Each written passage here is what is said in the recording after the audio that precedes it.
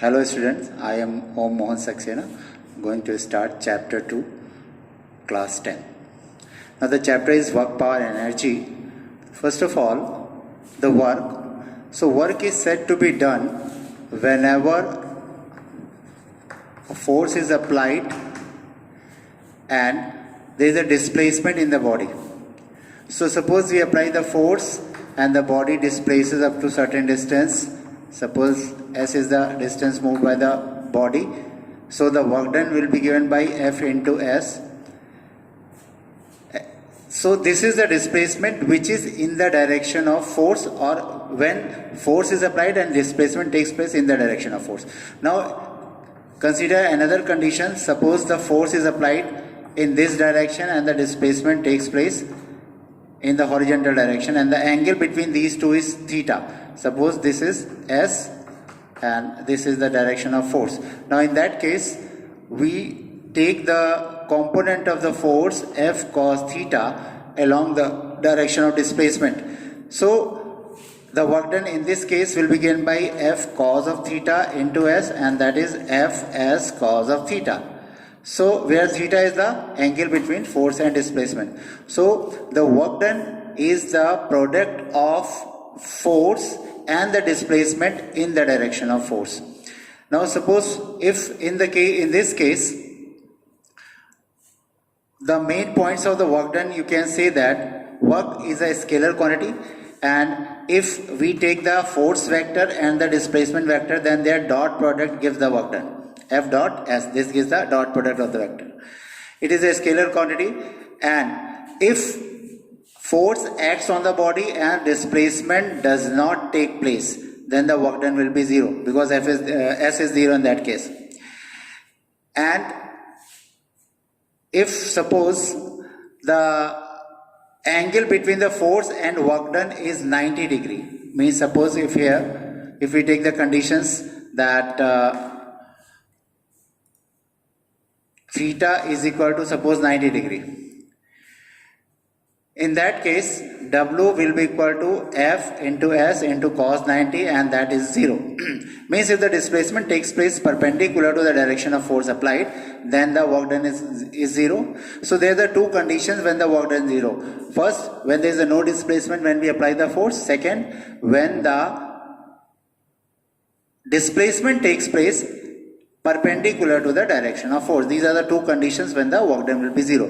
Now, work done depends upon which factors? Now we know that since the work depends upon the force applied, first thing. Secondly, the work depends upon the displacement, and third one is the work depends upon the angle between the force and the displacement. These are the three factors on which the work depends on. Now we will discuss about the positive work done, negative work done, and the 0. I have already discussed when the work done is 0. So now we see when the work done is positive.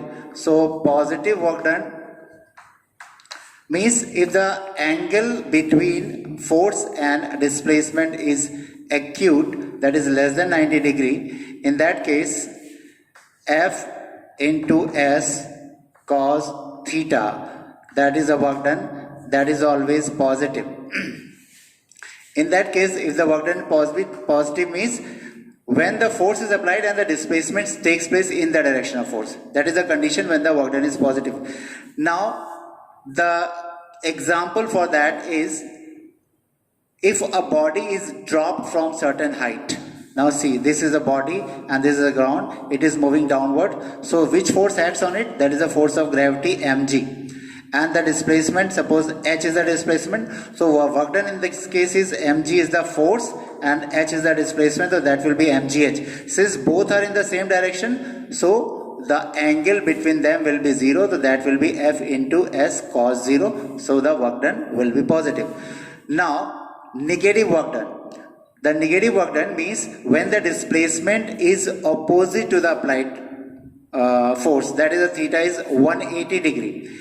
In that case, when the theta is 180 degree, in that case again you see that when the theta is 180, cos 180 will be, that is a negative work done.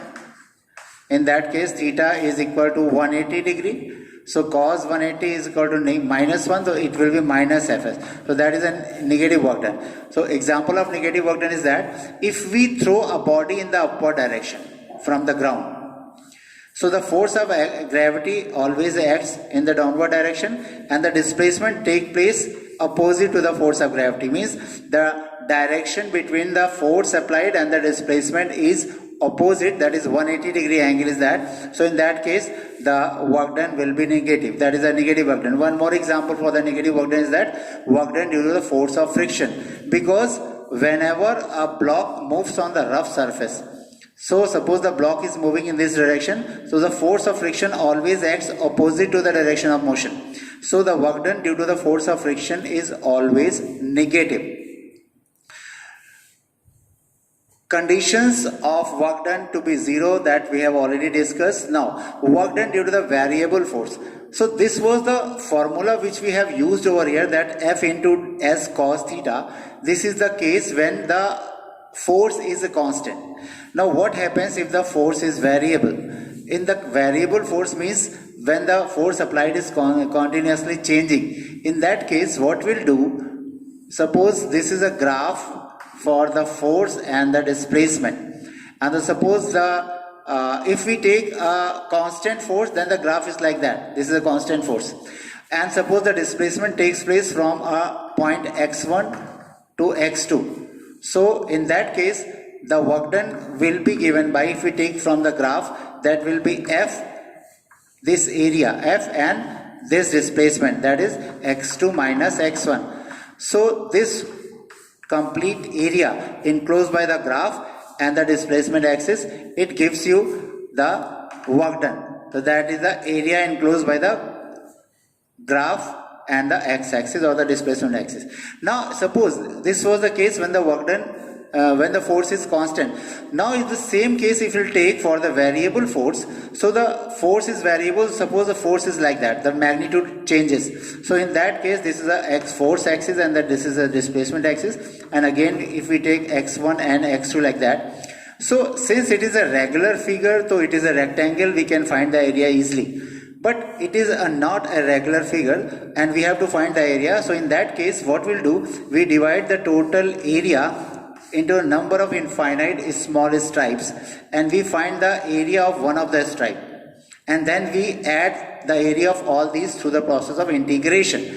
So if suppose this is a dx, very small distance, and this is a force corresponding to this, so this much area will be given by f dx. And if we have to calculate the area between x1 and x2, so we'll integrate between x1 and x2. So that will give that total work done. So when the force is variable, then this formula is used by the method of integration. Otherwise we use this formula. And one more thing, through the graph, if suppose force is given by this is the condition, linear increase in the force. In this case, suppose after displacement x we have to find the work done. So we have to calculate this much area, and this area is calculated as, this is a work done is equal to area of triangle. So that triangle is equal to O, A and B. So that is a half into base is your x, and this is your x, okay, and this is your height, whatever it is. Okay. So in that case we can calculate the work done by calculating the area of the triangle if the force is variable but it is a linear. So these are the three conditions we have discussed about that. So now work done by the force of gravity. Now we'll discuss here the work done due to the force of gravity. Now suppose the body is here, so the force of gravity mg acts over here, and suppose it is at height h and it moves to the ground after traveling a distance h. Here you can see that this is a force acting on the body. This is a force due to the gravity. So here we are calculating the work done due to the force of gravity. So you have to specify that this is a work done due to the force of gravity. So work done due to the force of gravity is equal to mg is the force into h. And since both are in the same direction, so the angle will be 0. The cos 0 will be taken as 1. So that is mgh is the force of work done due to the force of gravity. It is also known as the gravitational potential energy of the body. Now, since it is suppose in this case, if we take the body in the upward direction, so in that case, mg is acting downward, and since the body, suppose if they take the body up to the height h, so again in that case, the work done will be equal to mg into h, but in this case, the angle between mg and displacement is 180. So here we will take cos 180. So that makes minus mgh. So this is a negative work done due to the force of gravity. So these are the two examples over there. Unit of work is joule. That is the SI unit is joule. And 1 joule is equal to 1 Newton into 1 meter. Because this is a force into displacement. And this is the SI unit. Similarly, in CGS, if we take erg, that is erg is equal to 1 dyne into 1 centimeter. So if we are going to define the 1 joule, so the 1 joule work is said to be done when the force of 1 Newton displaces a body through a distance of 1 meter in the direction of force. That is the definition of 1 joule. Similarly, if we are going to define erg, that is in CGS. So 1 erg is the work done by the body when a force of 1 dyne displaces the body through a distance of 1 centimeter in the direction of force. So now if we find the relation between joule and erg, that relation will be given by 1 joule is equal to 1 Newton into 1 meter, and 1 Newton is equal to 10 raised to the power 5 dyne, and 1 centimeter is equal to 1 meter is equal to 100 centimeter. So it comes out to be 10 raised to the power 7 dyne centimeter, or 10 raised to the power 7 erg. So 1 joule is equal to 10 raised to the power 7 erg. This is the relation between joule and erg. Now the power. Power is a rate of doing work, or the work done per second is called power, represented by P, and rate of doing work, or you can say work done per second, that is called power. So power depends upon the two factors, and the factors are first factor is the amount of work done by the source, second is the time taken by the source to do that work. These are the two factors on which it depends. Now if we write in the place of W, we write force into displacement upon time, and the force into displacement upon time can be taken as velocity. So this is also one of the formula for the power. Now this can also be written as F dot V, vector form. So again, power is a scalar, and the dot product of force and velocity vector gives the power. So unit of power, so SI unit, if we will take about the SI unit of power is that is watt, and 1 watt is equal to 1 joule upon 1 second. And CGS, if we take CGS, that will be 10 to the power 7. In the case of joule, that will be erg upon second to 10 to the power 7 erg upon second. That is the unit in the case of CGS unit. One more unit is horsepower. Horsepower is equal to 1 HP is equal to 746 joule. 746 joule. This is the, sorry, not joule, it is a watt, horsepower. That is a commercial unit. Now next comes about the energy. Energy is the capacity of doing work. There is a difference between power and energy. Power is a work done in 1 second, and energy is the capacity of doing work by the body, and that energy is also a scalar quantity. Unit of energy is joule, like a work. CGS may it is erg, and 1 joule is equal to 10 to the power 7 erg, we have already calculated. Other unit of energy, that is watt hour. Watt hour you can take it from here like that. This is a W is equal to P into T. So if it is in joule, so this is in watt, and watt second basically. So watt hour, if we take the time in a hour, that will be watt hour, and 1 watt hour is what? 1 watt hour is equal to 1 watt into 1 hour. That is 1 watt hour. So what if we want to define the watt hour? So 1 watt hour is the energy spent by the source of power 1 watt in 1 hour. Means energy is spent by appliance of 1 watt in 1 hour, that is 1 watt hour.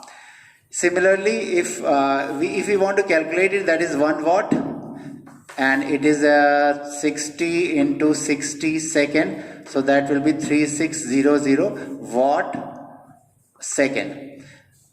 Now if we are going to calculate the watt hour, that is kilowatt hour.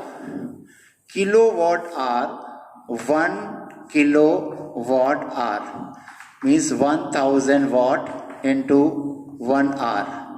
Means if an appliance of 1000 watt is used for 1 hour, then the energy consumed by that appliance will be 1 kilowatt hour.